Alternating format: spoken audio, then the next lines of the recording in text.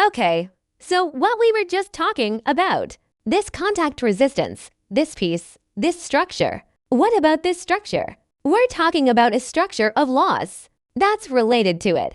There's another fatigue we just talked about. This fatigue is part of a life cycle, an aging structure for the entire life cycle. What about this structure? It involves more things. It is a dynamic.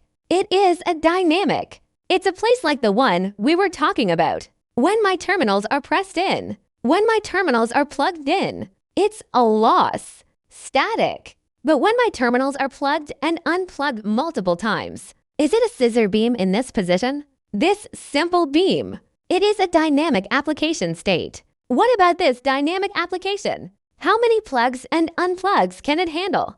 It will appear. That's why it won't appear. Is this permanent deformation? Beyond our yield limits. So you have this kind of structure. That's what we have to consider. This fatigued structure. Then this tired structure. Except for the contact part. We often, when the male and female of our connector match each other, we all make locks. We'll make a lock like this. Right, this is a tendon. Then make a window here. Make an opening. Right, make a lock like this. Same reason. Then this lock. It every time it opens and closes. Every opening and closing. It has a life expectancy. What about this kind of structure? How to optimize it? Throughout the life cycle of our products, its structure is always valid. This is very crucial. This is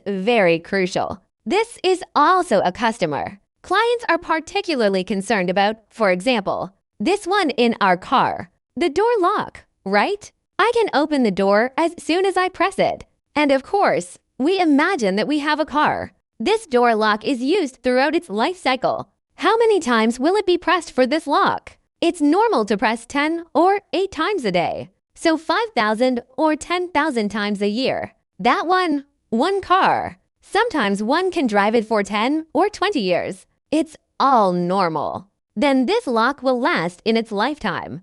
It may be 100,000 to 200,000 times. This effective key. Okay, so this is what we're talking about. This structural consideration related to reliability. What about these two? It is using its connector with our customer. The final purpose is related to the function. Related to the purpose and function of the connector. Something structural. What about our connectors and wiring harnesses? All applications. It has a process of use and installation. The structure of this process is even more bizarre. Our connectors. Generally speaking, as long as there is this terminal and this insulator, I can plug and unplug. But why am I on the back end? I need to make this one. With this 3-grid?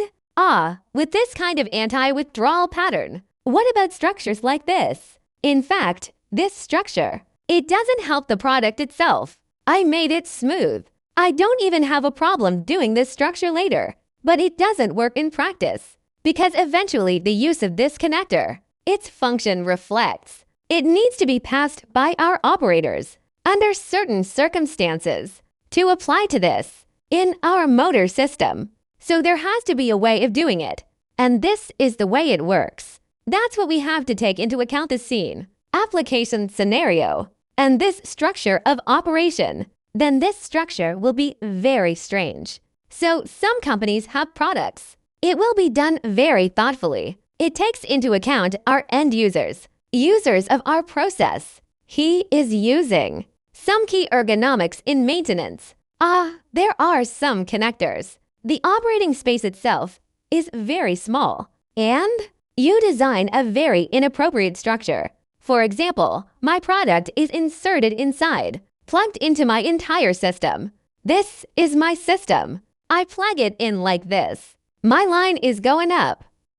Okay, I have no problem plugging it in like this. But if this device of mine is here, there just happened to be another thing blocking it. So what can I do with this line? Only come out from the side. So you design a structure like this, and design such a structure. In terms of application to customers, its experience is very poor. It's completely different. What about this structure? We call it the structure of application and use. So what's another kind of structure? Our products are not only applied and used throughout its life cycle. Will there be maintenance and repairs? Maintenance is such a problem, especially many connectors for industrial applications. It must exist. New energy vehicles are also good.